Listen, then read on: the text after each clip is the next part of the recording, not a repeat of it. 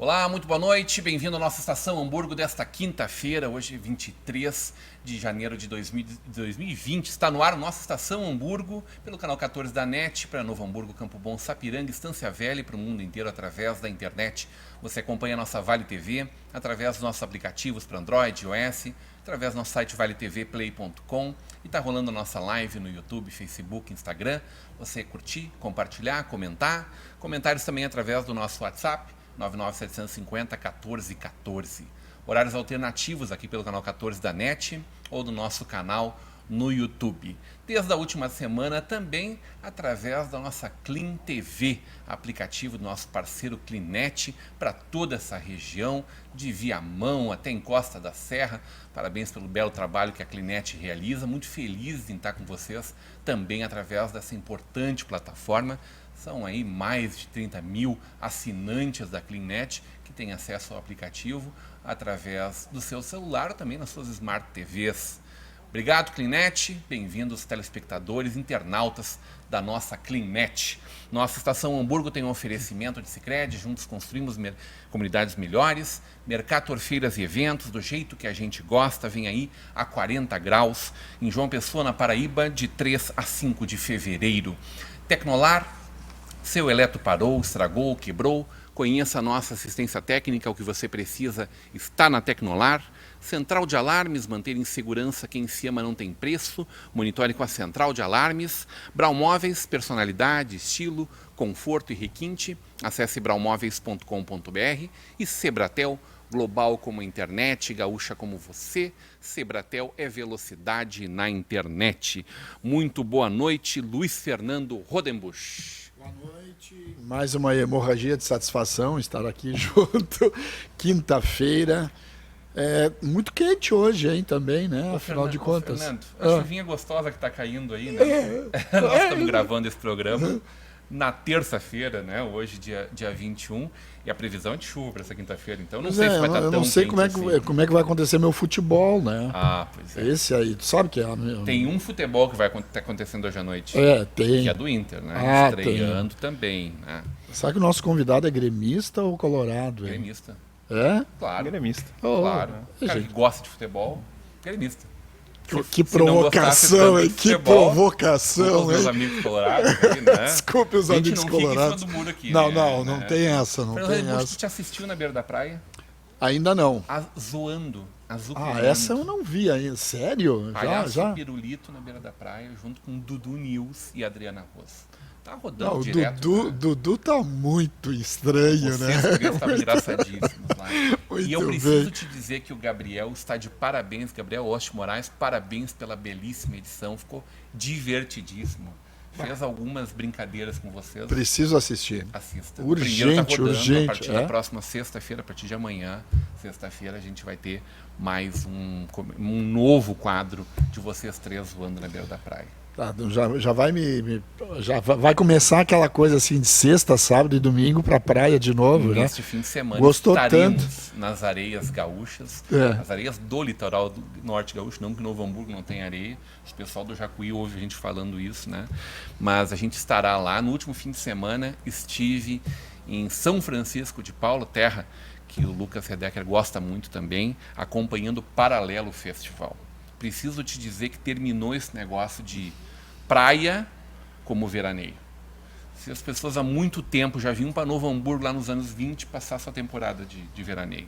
Se as pessoas vão há muitos anos a Nova Petrópolis, a nossa Serra Gaúcha, curtir o nosso veraneio, São Chico está tirando a rota do litoral norte gaúcho. Que coisa boa, né?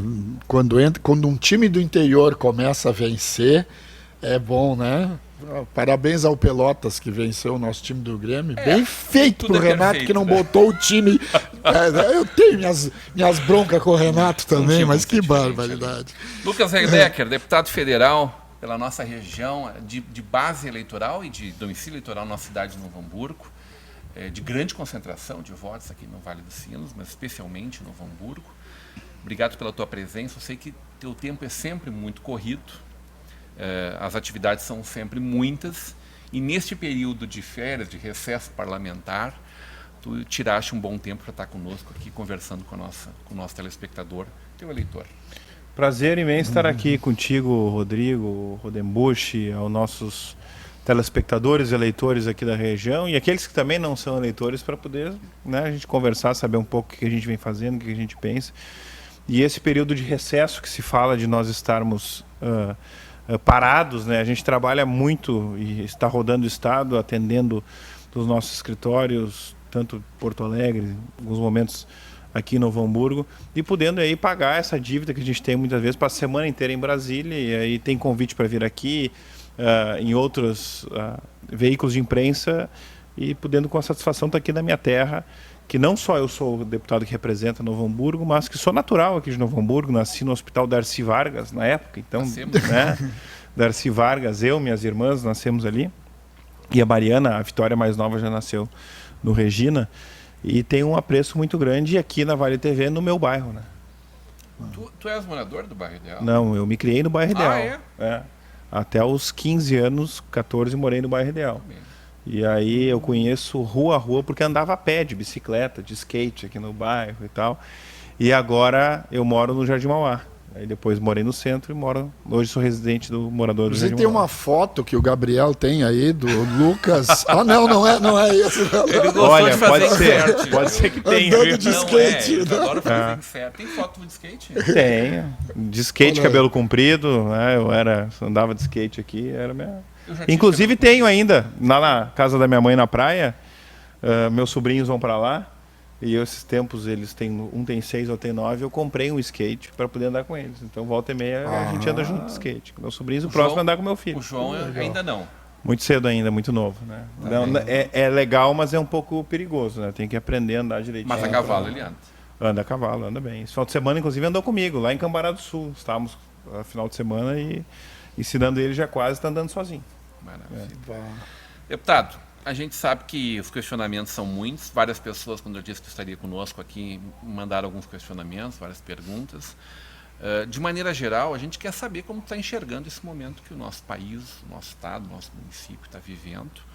E também apresentar, evidentemente, algumas realizações do teu mandato, considerando essa grande notícia que tu trouxe para Novo Hamburgo no final do ano, que acho que deixa todos nós muito felizes, independente de oposição, de situação, de gostar ou não gostar do teu mandato. É uma novidade que faz muito bem para a nossa cidade. Eu estou muito otimista, Rodrigo, porque esse primeiro ano de mandato, eu entrei na Câmara, posso dizer assim, com algumas facilidades, né?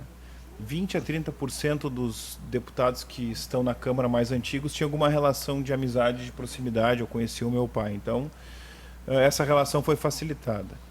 O grupo dessa renovação, desses 50% de deputados de renovação, eu tive a oportunidade de me aproximar de parte deles quando eu fiz no início, um pouquinho antes do mandato, um curso em São Paulo do Renova BR no Instituto INSPER. Passamos quase uma semana tratando de pautas específicas, né, e debatendo. Então eu me aproximei... Com lideranças do Brasil inteiro.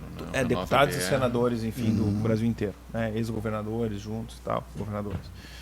Então nós tivemos eu consegui me aproximar desses deputados. Então, dentro do PSDB, por eu ser um membro, não vou dizer antigo, mas que já tinha 2 mandatos de deputado estadual, eu já tinha uma boa relação. Então tudo isso facilitou o próprio andamento do meu mandato, né, que se consolidasse algumas pautas que a gente pudesse debater e trabalhar do dia a dia.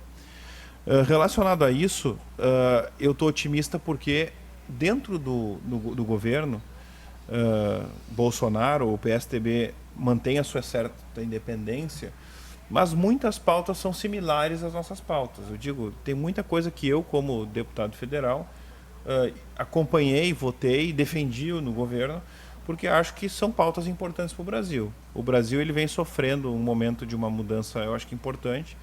O presidente Bolsonaro, apesar dos seus erros, eu digo, não só dele, mas também de alguns membros do governo, nas suas falas por excesso, né, que eles cometem excessos nas falas. Visse agora o o secretário-geral da Cultura, que teve falas até repetidas, né, do nazismo, enfim, que saiu com a entrada da Regina Duarte.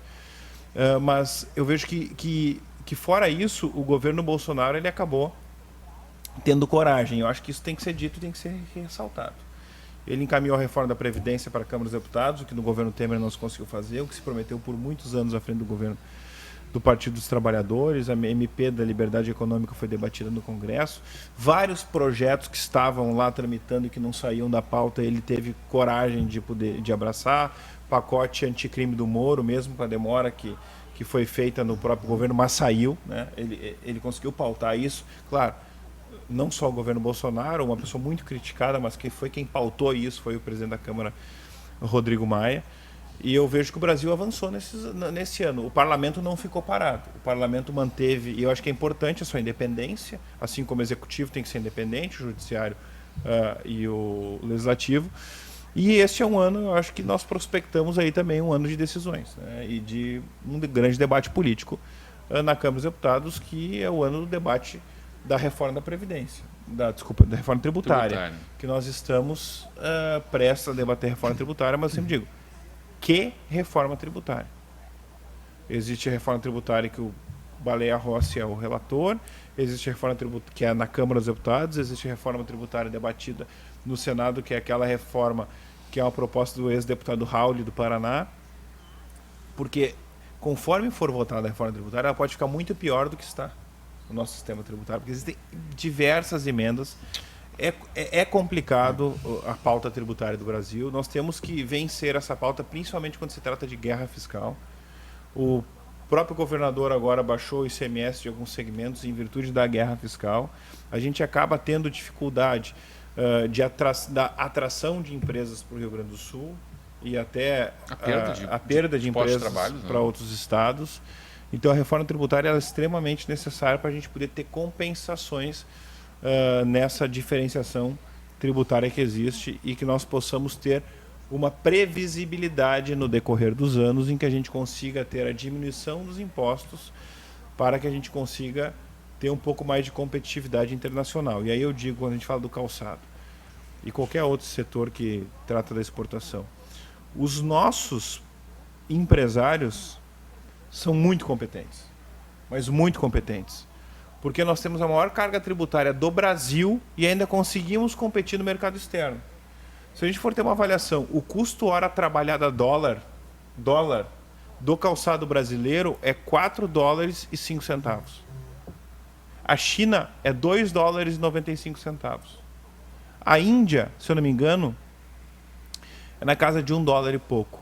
E tem países que chega a $1. Ou seja, como nós vamos competir com a China se o custo dele é $2,65 e do Brasil é $4,05? O nosso empresário ele já está com $1 e pouco por hora trabalhada a mais no seu custo final. E aí nós vamos nos tornar competitivos de que forma? Então, nós temos que voltar a ter competitividade. Como nós vamos ter competitividade? Claro, uma tributação menor e uma tributação que ela não gere, posso dizer assim, esse emaranhado tributário que nos dá, infelizmente, a condição de nós não sabermos como agir relacionado ao que nós temos que pagar, deixar de pagar no nosso sistema tributário, que é muito caro e muito complicado e complexo. O custo Brasil, quando se trata da nosso custo logístico de exportação interno, de escoamento de produção, o nosso custo trabalhista, nós tivemos a reforma trabalhista, diminuiu muito o custo, mas nós temos um custo do posto de trabalho, então nós temos que desburocratizar e fazer com que a reforma tributária nos dê essa condição de competitividade externa e também interna, porque o Brasil é um país que importa e nós temos tarifas que foram constituídas de um tempo para cá, principalmente no setor coreiro calçadista, dos calçados que vêm da China e de outros países, que entram com um preço muito mais barato do que produzido no mercado internacional, para que a gente possa ter competitividade. É o caso do aço, minério.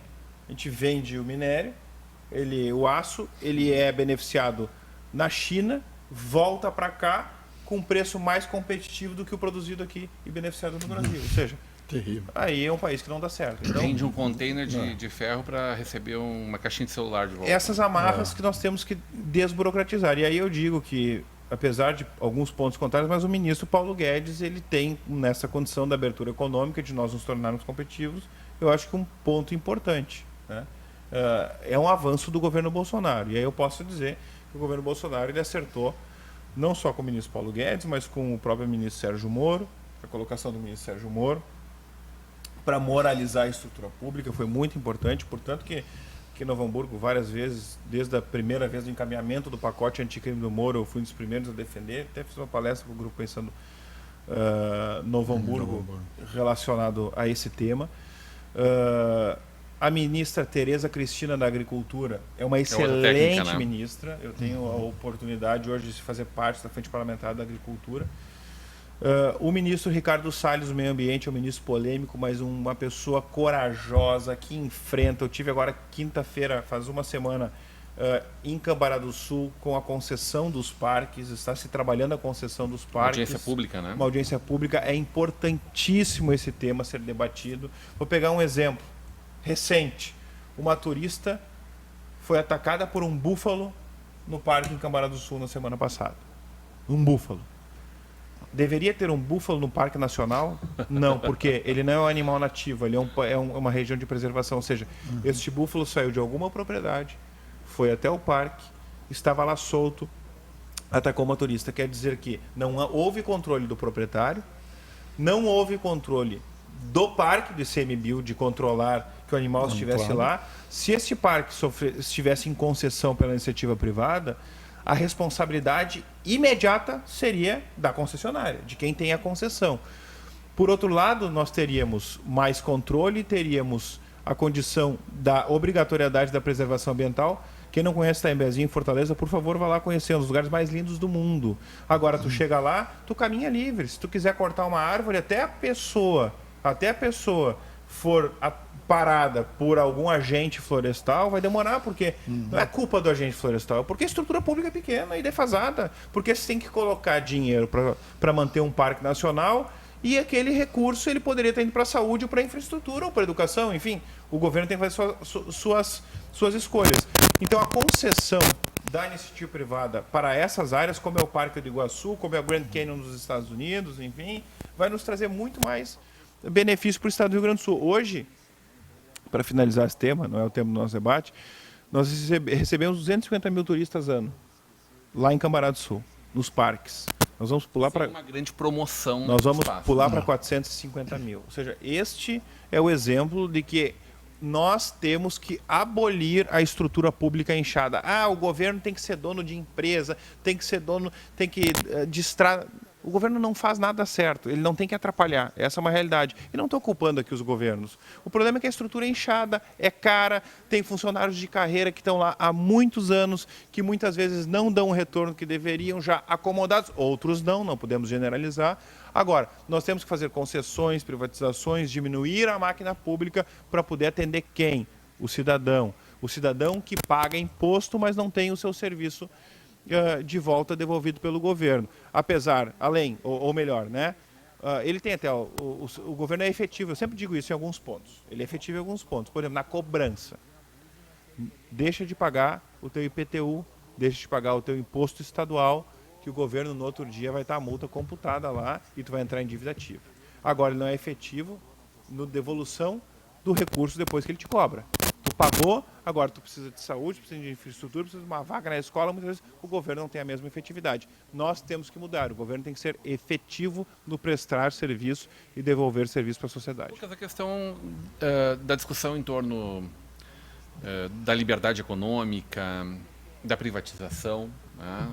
Falamos desse ponto, da cessão pública, né? de alguns espaços públicos, de alguns serviços públicos. São pautas que o PSDB, lá nos anos 90, se apropriou disso com muita riqueza, né? E, claro, suscitando aí, construindo aí uma oposição muito forte também, que depois levou o PT à ascensão ao poder. Essas pautas parece que deixam de ser prioridade ou passam a ser secundárias no momento em que vem uma direita ainda mais nacional, com todas essas demandas que a gente sabe que Bolsonaro se investe, que o próprio Novo assumiu como pautas deles, e aí chamam o PSDB de esquerda, inclusive. Como faz para recuperar essas bandeiras? Né? Como faz para recuperar esse protagonismo, inclusive? Eu costumo dizer o PSDB o seguinte, sai do segundo partido mais importante do Brasil para quarto, quinto. É verdade, é verdade. Eu costumo dizer o seguinte, sendo governador em 2 estados o PSDB tem que se reencontrar. Né? Esse é o desafio do PSDB. Porque quando era feia a pauta e de desgaste político, ele defendia. Né? Privatização, enfim, a própria abertura econômica, liberdade, social-democracia, né? Liberalismo, enfim, o PSDB defendia isso. Fernando Henrique neoliberalismo, foi ministro da Fazenda, depois virou presidente da República, enfim, com uma tranquilidade econômica, com uma solidez econômica que foi dada para o Brasil, que nós tínhamos um período de inflação gravíssimo, e aí começou uma pauta de privatizações, enfim, então o PSDB se desgastou muito nisso. Agora que é bonito, né, e que a direita fala, debate, né, o Novo e tal, a base do Bolsonaro, enfim, nós não falamos mais, ou seja, nós vimos o trem passar e ficamos parados. Por quê? Porque parece que uma parte do PSDB ficou com medo, não soube comunicar com a sociedade, principalmente quando se trata daqueles casos que nós tivemos pontuais, né, dos seus líderes nacionais, de envolvimentos com corrupção, de denúncias, enfim, que deveria ter ido, né, e se postado à frente disso e já se posicionado rapidamente. E o PSD... Não, eu sempre me posicionei. Quem me acompanha meu mandato sabe, sempre me posicionei antes de tudo e à frente. Portanto que quando nós fomos para o segundo turno, Bolsonaro e Haddad, eu fui o primeiro membro do PSDB do Rio Grande do Sul a me posicionar a favor do Bolsonaro. Porque eu disse, eu não apoio, não voto no PT. E essa política quebrou o Brasil, nós não podemos continuar. Mas eu não vou falar do PT aqui e dos outros governos, até porque tem que ser um debate com alguém que defenda o outro lado, né? Mas meu posicionamento as pessoas conhecem. Quer que eu traga o Paulo Pimenta para debater contigo? Eu debati com ele essa semana. Eu vejo que o PSDB ele tem que buscar o seu protagonismo novamente, porque eu não acho a pauta do PSDB ultrapassada. E digo com maior clareza e tranquilidade. Eu acompanho todo dia os partidos da Câmara dos Deputados do discurso, todos os partidos.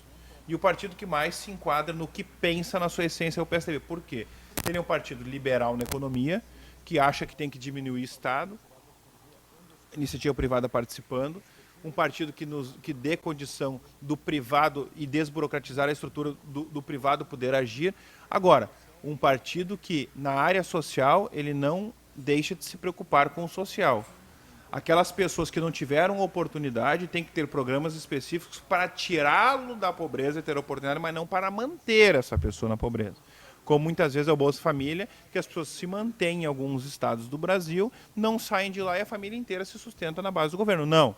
O PSDB fez o programa do Bolsa Escola, que a criança tinha que estar matriculada, enquanto estivesse matriculada passando de ano, estaria lá ganhando o recurso do governo naquela família. Isso eu concordo. E eu acho que essa é a pauta do PSDB. Mas nós temos que nos reencontrar. Nós temos que mostrar para a sociedade que sim, o PSDB tem pautas inteligentes, portanto que entre nós. Né? Várias pautas do governo Bolsonaro, várias pautas dos partidos liberais, Partido Novo, são pautas tucanas. E eu brinco dentro da Câmara dos Deputados com todos esses deputados liberais e pergunto para eles, vocês falam do PSDB, quem nunca votou no PSDB de vocês todos? Já votaram e apoiaram o PSDB em algum momento. Portanto, o PSDB tem que buscar o seu protagonismo. Agora, se o PSDB não buscar o seu protagonismo, não mudar a sua maneira de ser e não se reencontrar, aí nós que temos esse pensamento temos que sair do PSDB e procurar um outro partido que nos represente. O deputado fala em o PSDB precisa se reencontrar. Mas qual é o partido que não precisa se reencontrar?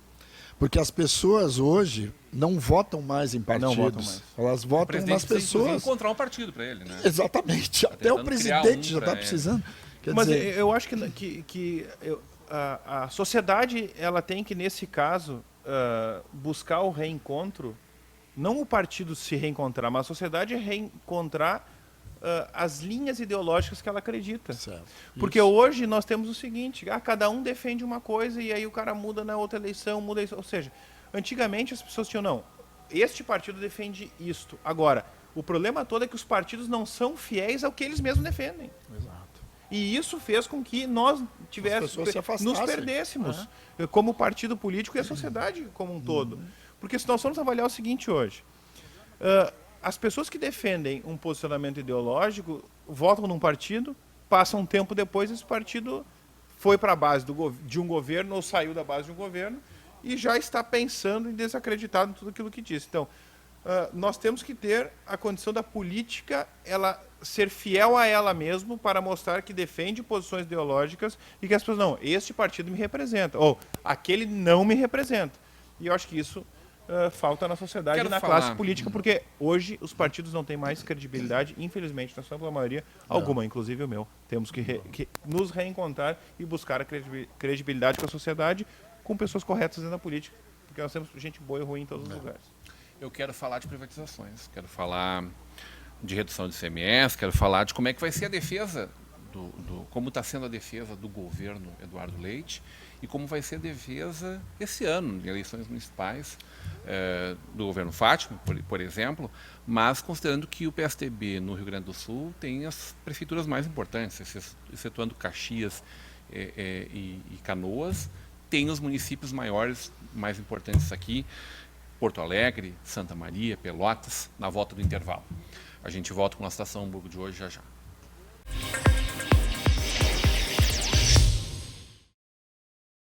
A Jäger Águas, há mais de 10 anos, fornece soluções no fornecimento de água mineral para empresas, eventos e residências. Representamos as principais marcas daqui, da nossa região. Nossos entregadores são treinados e identificados para a sua segurança. Temos uma logística que garante agilidade no atendimento. Siga a Jäger no Instagram e Facebook e confira toda a linha de produtos que trabalhamos. Água mineral é na Jäger Águas. Chegou a hora de ser global com a Sebratel. Internet rápida, segura, links de peça dedicados, data center e muito mais. Na Sebratel, contamos com uma equipe qualificada para atendimento exclusivo e suporte local e na busca de soluções para as mais diversas necessidades. Contamos com uma rede de empresas parceiras por todo o Rio Grande do Sul. Assine Sebratel e viva o sucesso do seu negócio. 2020 tá cheio de novidade. Mais de 400 marcas de todas as cidades. Os lojistas estão tudo se preparando para o dia que vai ser o grande encontro. Venha você também, já está quase tudo pronto. Tem tanta coisa para saber que um verso só não dá para dizer. Ei, vão ser 3 dias de negócio, relacionamento e muita informação. O credenciamento já está aberto e esperamos a tua confirmação. Venha para 40 graus, pense, vai ser um feirão.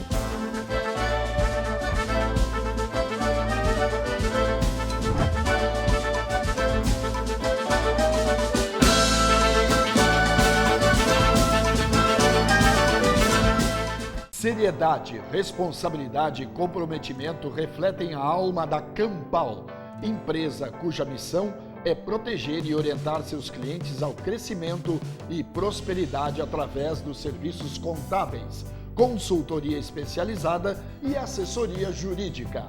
Nossa estrutura física e tecnológica tem investimento constante para assegurar o melhor para nossa equipe e nossos clientes. São 30 anos no mercado, havendo conquistado nome e crédito de muito respeito e idoneidade. Somos o seu parceiro para o crescimento sólido. Campal.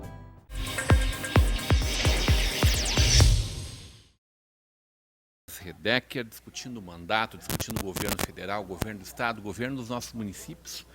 Naturalmente falando do teu mandato que permeia essas questões todas, deputado. Agradecendo novamente a tua presença aqui conosco. E a gente falou bastante de privatização nesse primeiro bloco. Eu quero recuperar contigo uma das discussões em torno do nosso Rio Grande do Sul aqui, que permearam por muito a questão eleitoral, quando foi eleito num segundo turno entre Sartori e Eduardo Leite, a questão das privatizações. Naquele momento, e compreendi a tua votação e fiz uma defesa pública da tua escolha, porque acho que o governador Sartori perdeu o tempo dele, quando no segundo ano de mandato não tomou a decisão de, naquele momento, tocar à frente a CE, por exemplo, CRM, Sulgás, as companhias que estavam à frente dessa discussão, né? Mas me parece que, e aí no apagar das luzes, nos últimos meses de governo, ele quis fazer tudo de uma vez. Me parece que no começo deste mandato a gente caminhou um pouco melhor nesse sentido, mas me parece que nós estamos perdendo o time de novo. Como está andando isso internamente, em âmbito de governo do Estado, como está andando o modelo de privatização, sobretudo da CE, que é muito importante para todos os gaúchos, que a gente sabe do problema do déficit da companhia, né? A gente quer saber como ficam esses ativos, o que estão comprando, o que fica para nós pagar de conta depois. E, sobretudo, se nós não vamos de novo perder para as eleições municipais, que foi o que aconteceu lá com o Sartori, por exemplo. Não, na verdade, esse assunto fez com que eu até ficasse com o couro um pouco mais grosso, né, depois da votação na Assembleia, porque as pessoas não entenderam, eu apanhei muito.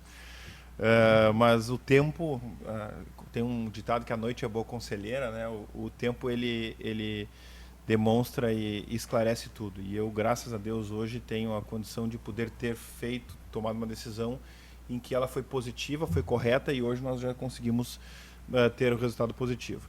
Lá no final do ano passado, o governador Sartori encaminhou para a Assembleia Legislativa o pedido de fazer um plebiscito, né, diminuindo o prazo legal de fazer o plebiscito. Nós tínhamos que diminuir o prazo para poder fazer o plebiscito. Eu votei contrário, porque naquele momento eu achava que não era o momento adequado para diminuir o prazo, para que o plebiscito fosse feito durante a eleição. A pauta da eleição seria plebiscito e nós não discutiríamos aqueles pontos que eram mais importantes dentro da eleição, que são saúde, educação, infraestrutura, tantos outros, né?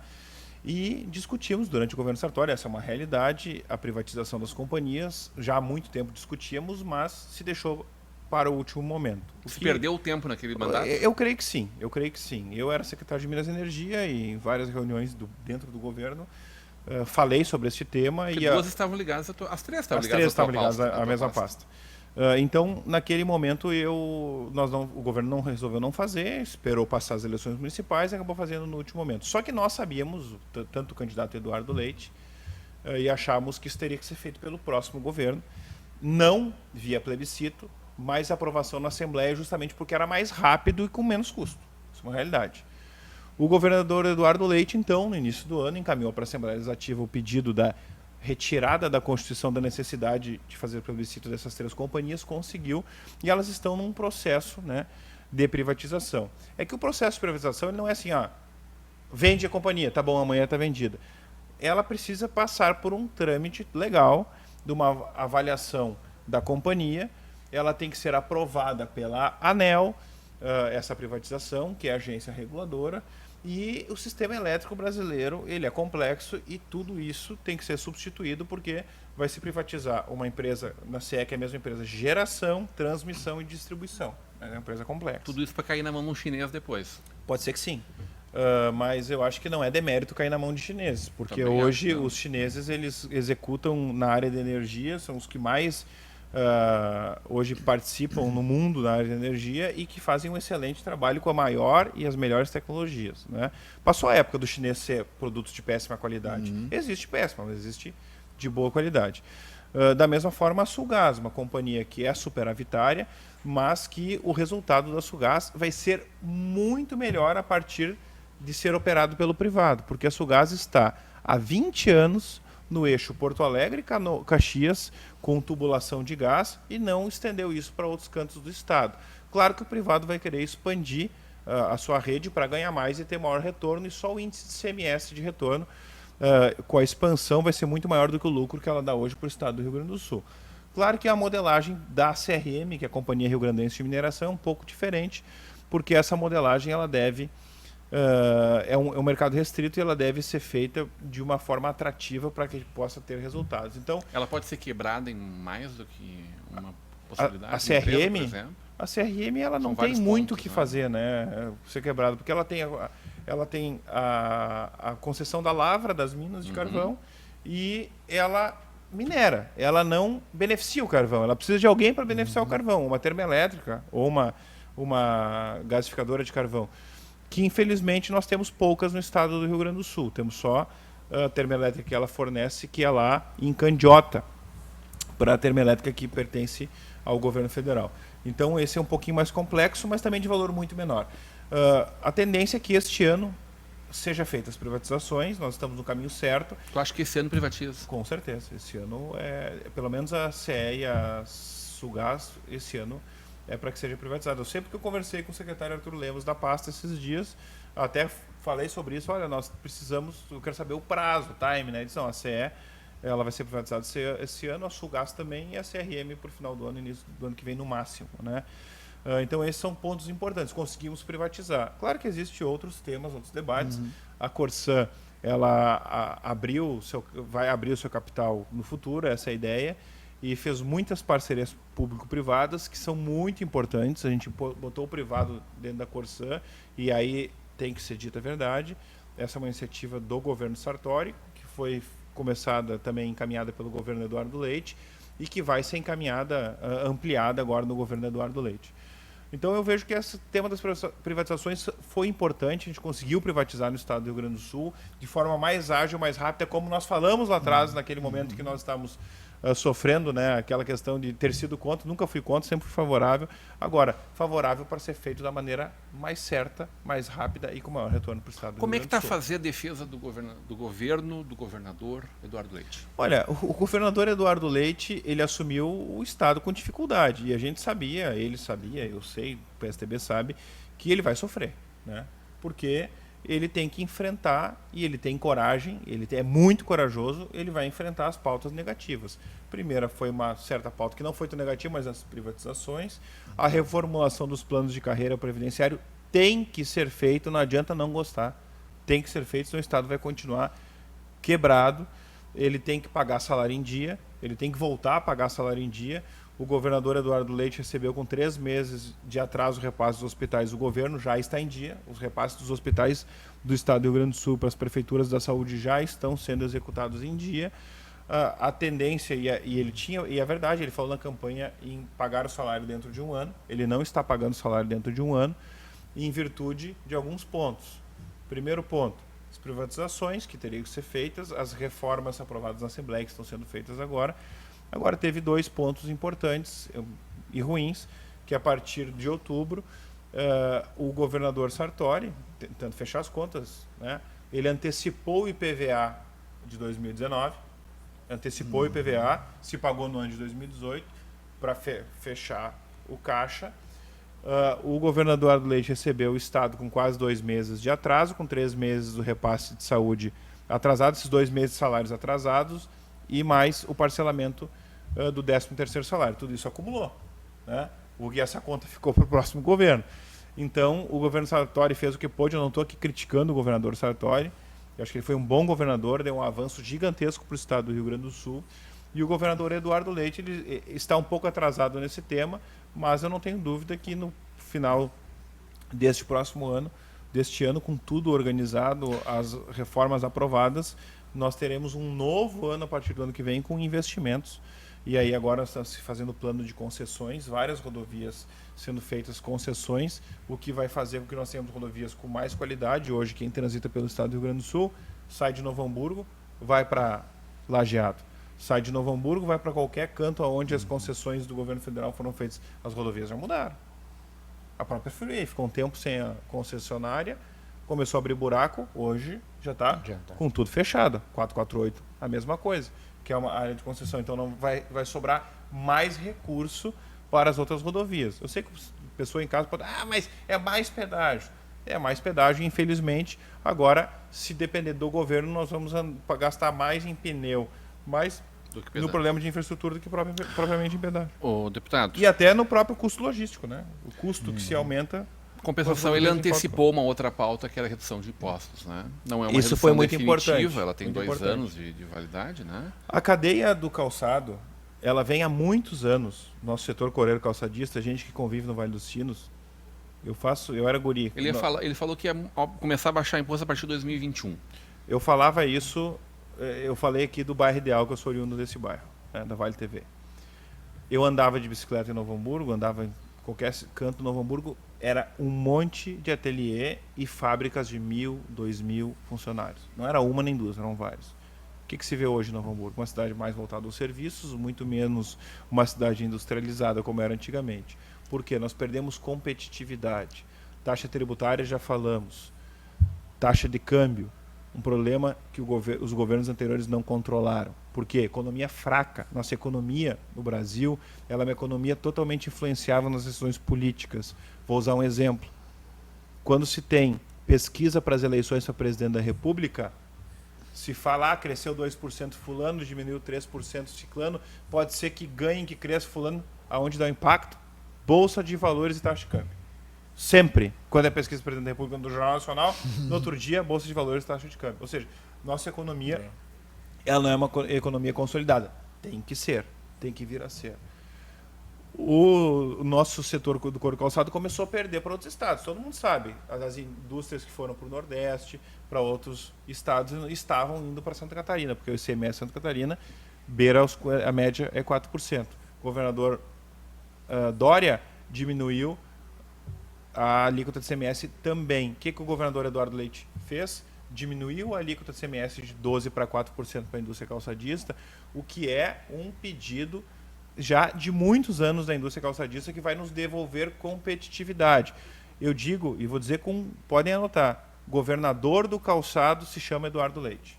Ele fez o que este é o governador do calçado, antes, né? que diminuiu a alíquota de ICMS de 12 para 4, que vai tornar o estado mais competitivo, vai gerar mais emprego. A BBC já disse, a operação dela toda vai voltar para o estado do Rio Grande do Sul agora. O Arnaldo foi o primeiro no dia, já anunciou. Tem isso. problemas? Claro que tem problemas. Agora, outra coisa importante, vamos pegar uma pauta de Novo Hamburgo, Vale dos Sinos, que eu pautei meu mandato desde o primeiro dia, está resolvida. Ponte da Avenida dos Municípios. Quantos governos passaram com a ponte da Avenida dos Municípios sem resolver? O governador Eduardo Leite, claro, avançou no governo Sartori, deu uma parada, o governador Eduardo Leite acabou com a ponte da Avenida dos Municípios. Onde é que foi a inauguração, a festa que foi feita? Nenhuma. E eu achei muito importante, falei isso para o governador durante a campanha. Tivemos ali, gravamos um vídeo na beirada da ponte da Avenida dos Municípios, ali embaixo, mostrando que esse ali era o símbolo da ineficiência da máquina pública morosa, a estrutura pública que é defasada, porque se perde, uma empresa perde, eles tiram em virtude, o governo tira porque ela não cumpriu com a sua função, se faz uma nova licitação, a empresa que perdeu entra na justiça e assim vai, e esse é o caso da ponte da Avenida dos Municípios. O governador Eduardo Leite, a mesma coisa. O governador Eduardo Leite foi lá, acabou com a ponte da Avenida dos Municípios, em virtude de respeito ao cidadão, não fez, simplesmente foi lá visitar a ponte, e foi ontem mesmo visitar a ponte da Avenida dos Municípios, para que nós pudéssemos ter a condição de mostrar para os gaúchos que esse é um governo que funciona, que faz suas obras e que não precisa estar fazendo festa para tudo. Né? Deputado, como é que está a defesa do governo Fátima Daut? A gente tem agora um ano eleitoral, vamos escolher novos representantes nas câmaras de vereadores, nas prefeituras municipais, e é natural que a prefeita seja candidata à reeleição. Como é que tu está enxergando esse momento de Novo Hamburgo? Como é que o teu mandato está enxergando esse momento também? Porque, enfim, tu deves trabalhar em vários municípios, né? Muitas pessoas da tua base eleitoral em vários municípios do Rio Grande do Sul, votado em todo o estado do Rio Grande do Sul, mas com uma concentração muito grande aqui, tendo sido determinante na eleição da então candidata Fátima Daut. Rodrigo, o governo bom é que tu não precisa defender, né? Eu acho que esse é o bom governo, né? Que tu não precisa te esforçar para defender, que as pessoas consigam ver o que está acontecendo na administração dos governos. Eu, na eleição municipal, acho que foi a vez que eu mais me envolvi, foi a eleição da Fátima, porque eu várias vezes apoiei Copchina, que era candidata a prefeito do PMDB, o Jair Foscarini, enfim, né? E nessa eleição nós tínhamos um projeto diferente para Novo Hamburgo, em que nós acreditamos o PSDB, lançamos uma candidata e conseguimos eleger a candidata. E eu vejo, depois de 4 anos, e eu confesso que eu não fui uma pessoa, quem acompanha a política de Novo Hamburgo sabe, eu não fui uma pessoa que estive dentro da prefeitura dizendo como tinha que fazer, faz assim, faz assado, e eu disse inúmeras vezes para a prefeita Fátima, durante a eleição, eu não quero mandar na prefeitura, eu quero te ajudar que tu chegue lá a fazer um bom governo para a cidade de Novo Hamburgo. Porque se eu quisesse mandar na prefeitura, eu teria tentado concorrer a prefeito. Não estou dizendo que eu ganharia, mas eu teria tentado, como já concorri em outra oportunidade a prefeito, enfim, e não ganhei a eleição. Eu acho que hoje o resumo do governo da Fátima Daut é positivo. Nós tivemos um governo de muitas obras, um governo que estava prestes, já tinha perdido o financiamento do BID, recuperou pela credibilidade da estrutura técnica que a prefeitura montou através da secretária Paraskevi, entre outras secretárias.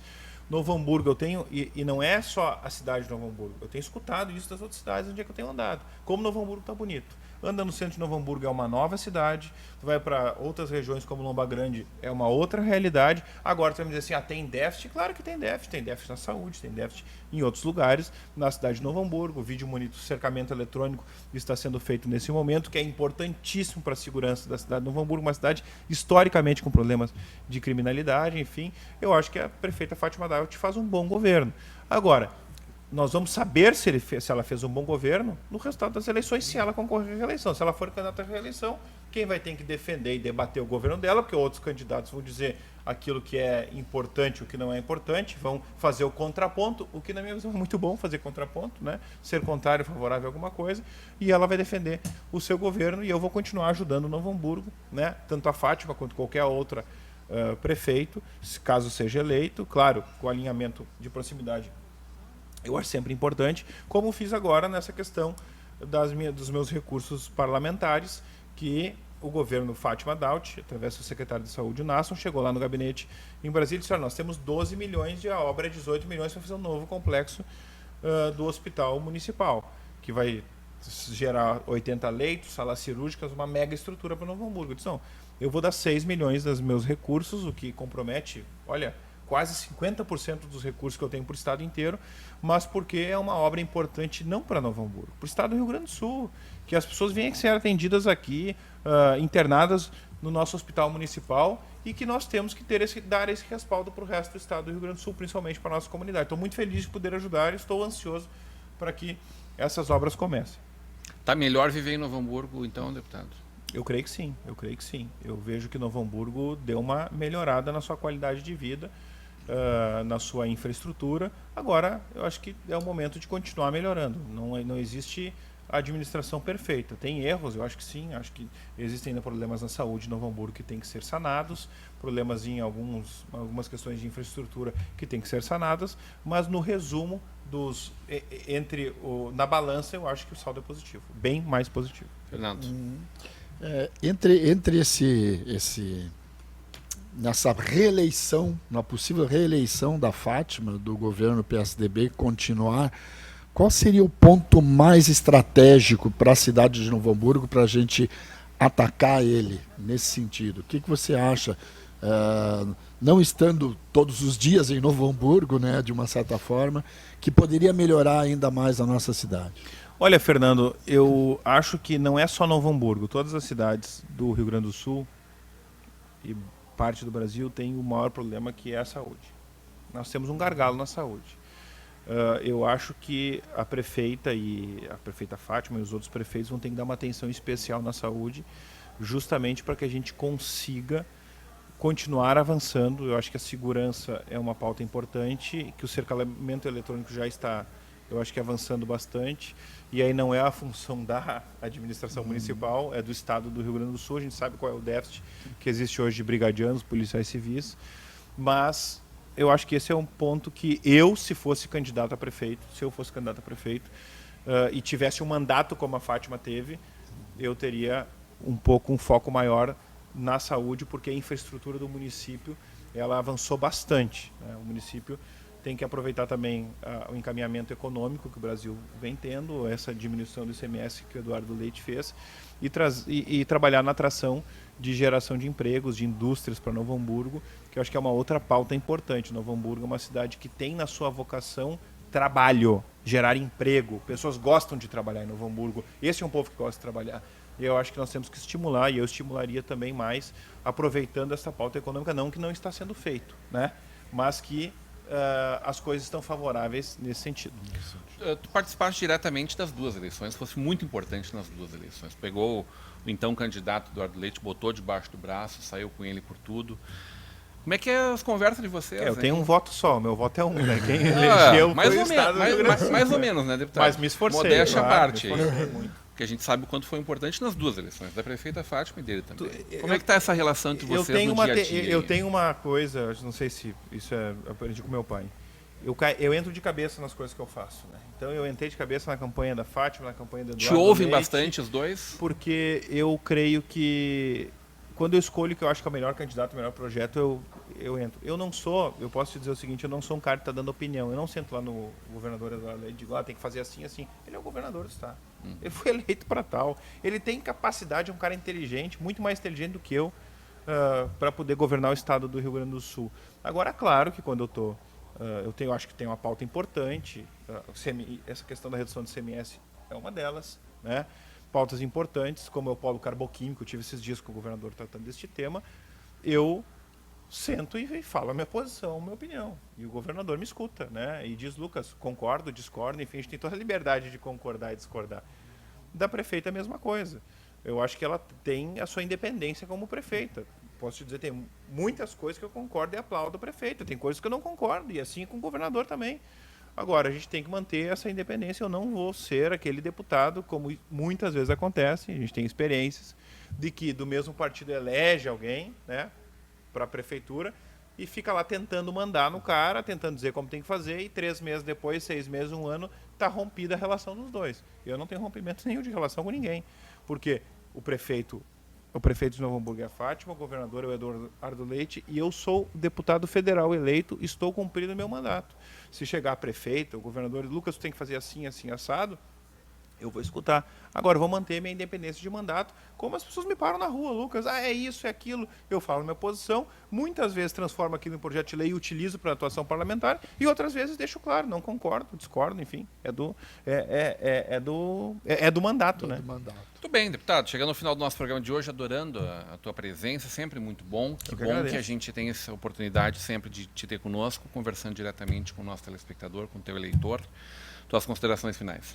Eu agradeço o espaço, muito importante falar com a nossa gente, né?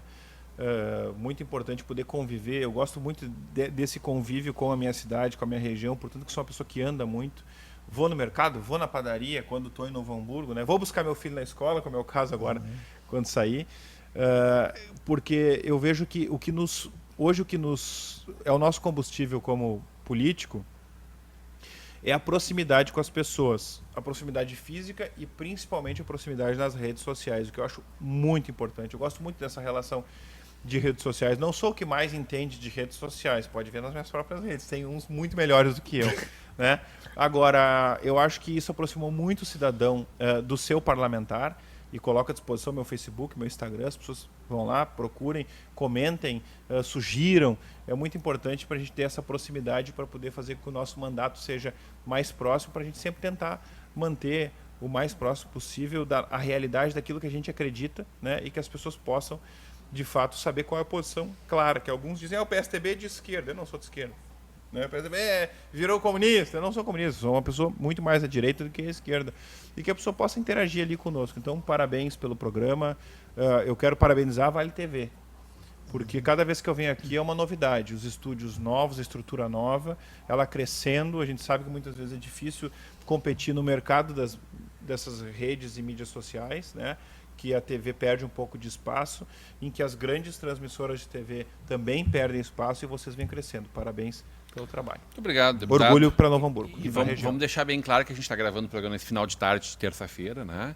Que o João não está até as 10 horas da noite. É verdade, não pode. No colégio.